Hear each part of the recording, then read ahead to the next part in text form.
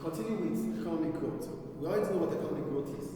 An increase in the country's new GDP. That's economic growth, which measures the output of the country. So as soon as the output of an economy increases, it simply implies that the economy is growing. So economic growth does not only come with benefits, it also has its setback.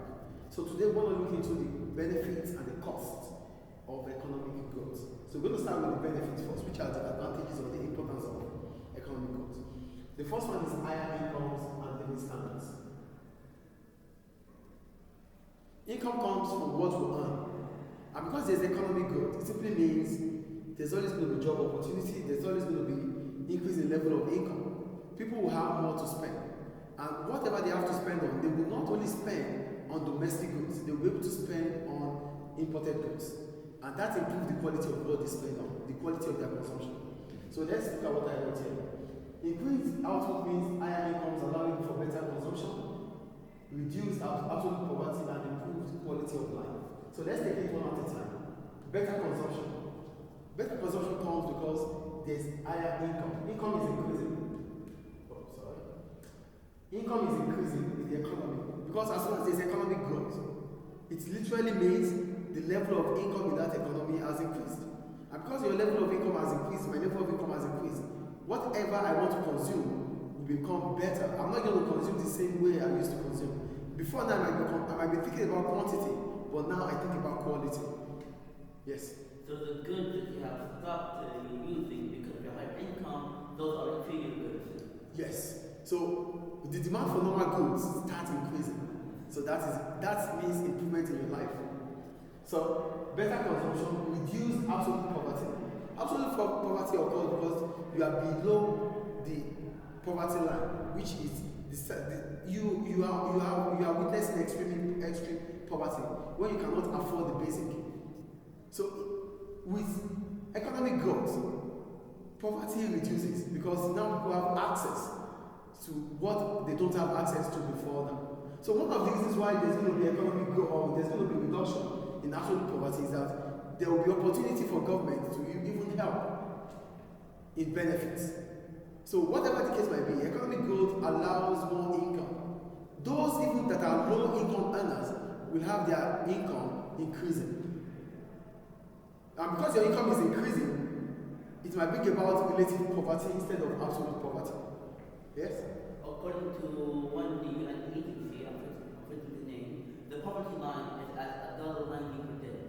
Yeah, well, it depends on countries anyway.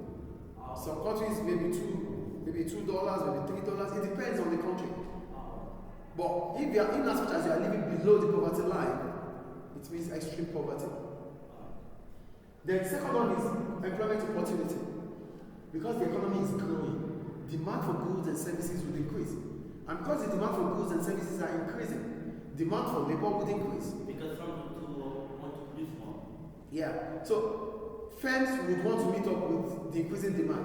And to meet up with increasing demand, they have to employ more workers. So employing more workers create job opportunity.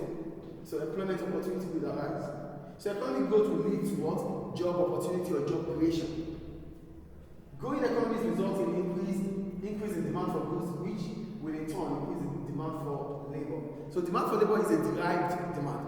And because demand for labor is a derived demand, as soon as demand for goods and services increases, demand for labor will increase.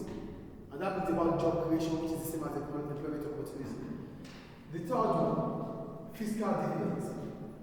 Fiscal policy, their fiscal policy, which simply talks about using taxation or subsidy to correct or to manipulate the economy through government.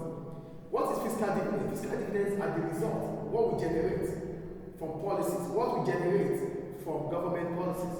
So with high income, with improved living standards, with high profitability for firms, government will be able to generate more profits, or government will be able to generate more revenue through income tax, which will be paid by increasing demand for labor, through corporate tax, which will be generated by firms because they are making more profit, and through value-added tax because our consumption has increased. So government will be able to generate revenue from income tax, which you and I will pay, from corporation tax, which firms would pay because they are making profit due to economic growth, and value-added tax, which you and I will pay because we consume. So that increases government revenue. And as a result of that, because there is employment opportunity, unemployment benefit reduces for government. Government will not be paying unemployment benefit. And because government is not paying unemployment benefit, it reduces the amount of money they have to spend on welfare. Rather, government will start spending on what? Infrastructure and public spending. So spending on infrastructure improves, even attracts foreign direct investment. Did you get it? So government will start generating more revenue than spending. So, and this will also bring about what? Fiscal surplus. That is the fiscal dividend here. So it's going to be fiscal surplus instead of fiscal deficit. Because government revenue will increase more than its expenditure. That's fiscal surplus. You get it? Increased investment. Firms are making profits.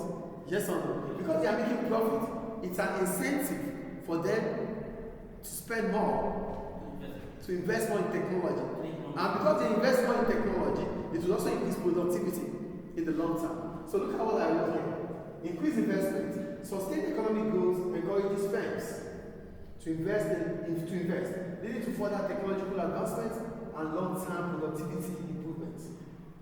Firms are making profits. They are incentivized to invest in latest technology. And because they are able to invest in latest technology, it brings about efficiency. And it also brings about long-term productivity improvement.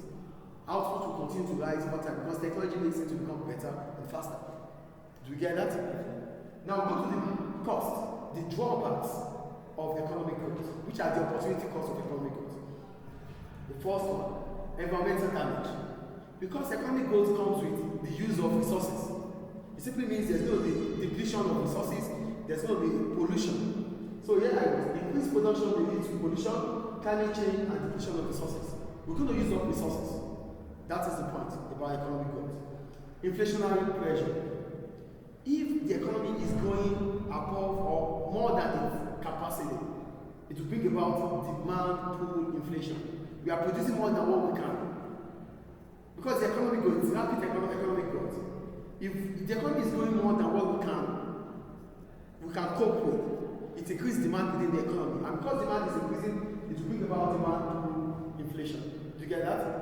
And the third one, income inequality. One thing about economic growth is that it increases the gap between the rich and the poor. And why? Because most of the time, the benefit of economic growth is not distributed evenly. The rich becomes richer, the poor becomes poorer. And because of inflationary pressure, they might ration the product. So they sell to those who can afford it. Do you get it? In conclusion, while economic growth is crucial, yes, it's important for the economy to grow, we have to put into consideration the environmental impact and the societal impact. And that's why I wrote here in conclusion, while economic growth is crucial for improving living standards, balancing its benefits with environmental and social costs is essential for sustainable development. So if we're going to talk about sustainable development, we have to think about environmental impact and social impact. Yeah, we want economic growth, but what is the cost of it? What is the benefit of it? So we have to balance the benefit with the environmental and the social cost for sustainable development. And what is sustainable development? Decisions of now that have a positive impact in the future. Yes? If the real power of people's money decreases due to the inflation, then if the percent the rich and the poor get poorer, this will create a sort of a poverty trap, which will basically increase government spending on welfare. Yes, but at the end of it all, government can find a way to reduce poverty trap, because poverty trap is a situation that is generational. So what you can do is invest more. Government would invest more in education. So if government invests more in education, it simply means those that are within the poverty trap that don't have access to education now have access to education and they become employable. So one way or the other, whatever happens here, government must come up with a policy to solve the situation. Any question? Thank you.